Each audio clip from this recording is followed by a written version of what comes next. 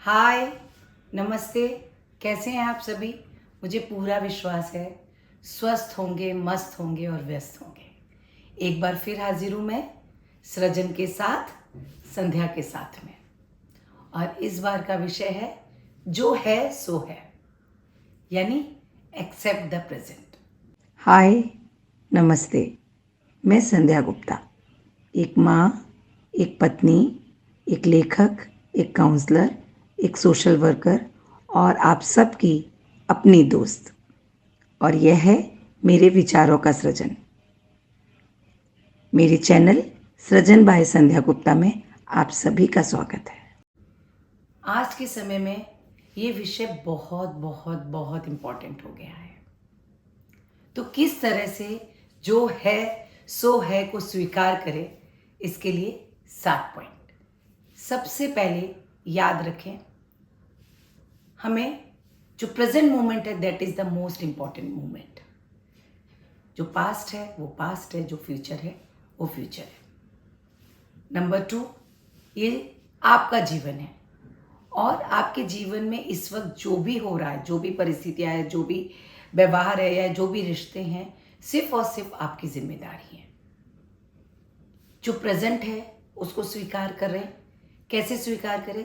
जो दिख रहा है, चाहे वो अच्छा है, अनुकूल है, प्रतिकूल है, तो उस प्रतिकूलता में भी आप अच्छा ही ढूंढें। देखें कि मैं इसमें से क्या पॉजिटिवली सीख सकती हूँ, सीख सकता हूँ। जो है उसे सुधारने की, उसे संवारने की, उसे सजाने की जिम्मेदारी सिर्फ और सिर्फ आपकी है। 5वां, अपने रूटीन में मेडिटेशन को, योग को, ऐसी क्रियाओं को शामिल करें जो कि आपको सही सोचने और सही करने के लिए प्रेरित करें। खुद को ऑलवेज ऑलवेज मोटिवेटेड रखें। ये 6वां पॉइंट, कि खुद को ऑलवेज ऑलवेज मोटिवेटेड रखें कि मेरी लाइफ में जो कुछ हो रहा है उसको बेहतर मैं बना सकती हूँ, बना सकता हूँ। सब कुछ मेरे हाथ में, मेरी लाइफ का रिमोट कंट्रोल मेरे हाथ में। मैं जैसा चाहूँ वैसा इसको शेप दे सकती हूँ या दे सकता हूँ। 7th and the most important point, only I am the creator of my life. मैंने जो कुछ किया है या जो कुछ कर रहा हूँ उस पर ही आज का मेरा प्रेजेंट बना है। तो मेरे जीवन में जो कुछ भी मेरे सामने आ रहा है, only only only I am responsible. चलिए अब बात करते हैं विस्तार से। पहला नंबर 1 मैंने कहा कि पास्ट को भूल जाएं और फ्यूचर को भी याद करने की कोशिश ना करें, क्योंकि present moment is the most important moment. जो आपके सामने है उसको एंजॉय करें, उसके बारे में सोचें, उसके बारे में विचार करें। भूतकाल में जो हुआ आप कोशिश कर कर भी उसको अभी ला नहीं सकते, और जो अभी तक हुआ ही नहीं है फ्यूचर, उसको आप सिर्फ विजुलाइज कर सकते हैं, सोच सकते हैं, और सोच सोच के एंग्जाइटी में जा सकते हैं या खुश हो सकते हैं, लेकिन उसको जी नहीं सकते। जी आप सिर्फ प्रेजेंट मोमेंट हो सकते हैं। तो जब हमें मालूम है कि ये जो मोमेंट है वो आज और अभी और इसी पल है, अभी मैं आपके साथ इस पल मैंने बोला तो पहला जो बोला वो पास्ट हो गया। तो इस वक्त जो पल मेरे सामने, उसको मैं बेस्ट तरीके से, सर्वोत्तम तरीके से, जो है यही है, इसे मुझे स्वीकार करना है। कुरकुरे के एक ऐड को याद रखिए, टेढ़ा है पर मेरा है। ये मुझे बहुत ज़्यादा प्रेरित करता है। जब भी जीवन में कोई भी प्रतिकूलता आती है, मैं हमेशा याद रखती हूँ टेढ़ा है पर मेरा है। और जब कुछ बहुत अनुकूल आता है तो याद रखती हूँ बहुत शुक्रिया, बड़ी मेहरबानी।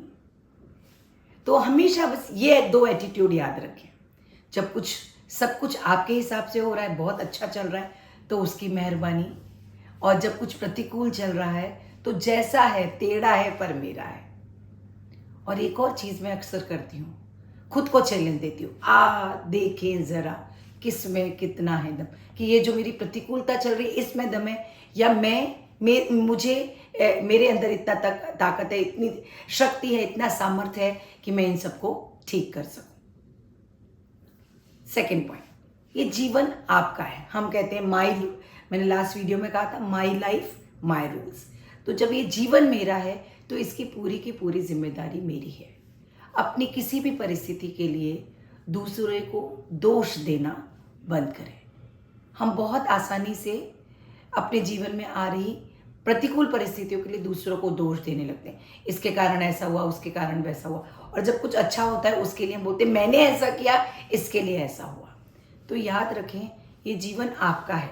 यदि आप अपने जीवन में होने वाली अच्छी चीज़ों के लिए खुद को रिस्पॉन्सिबल बना रहे हैं, तो आपके जीवन में जो भी प्रतिकूलता आई है वो भी आपके एक्शन के कारण ही आई है।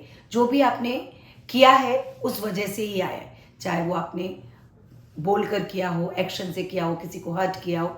तो उस प्रतिकूलता को स्वीकार करें और ये सोचें कि इसको मैं कैसे बेहतर बना सकती हूँ, इस प्रतिकूल परिस्थिति को, या ये जो परिस्थिति मेरे हिसाब से नहीं चल रही है उसको अपने हिसाब से कैसे मोल्ड कर सकती हूँ। इसके साथ ही जो भी प्रेजेंट में आपके सामने है उसमें अच्छाई ढूंढें। कई बार जब ये हम लोगों से ऐसा कहते हैं तो लोग मुझसे पूछते हैं इसमें कैसी अच्छाई ढूंढेंगे, मेरे को बुखार है या मैं बीमार हूँ, इसमें क्या अच्छाई।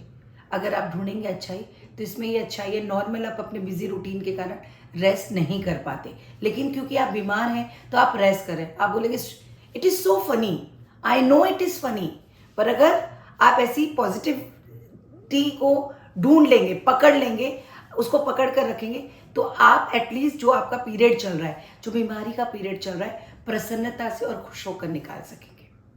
मैं हमेशा यही करती हूँ और आई स्वेयर मुझे बहुत बहुत अच्छा फील होता है। तो जो भी हो रहा है उसमें अच्छाई को ढूंढने की कोशिश करें। इसके साथ ही जो चौथा इंपॉर्टेंट पॉइंट है, जो हो रहा है उसको मैं और बेहतर कैसे बनाऊं।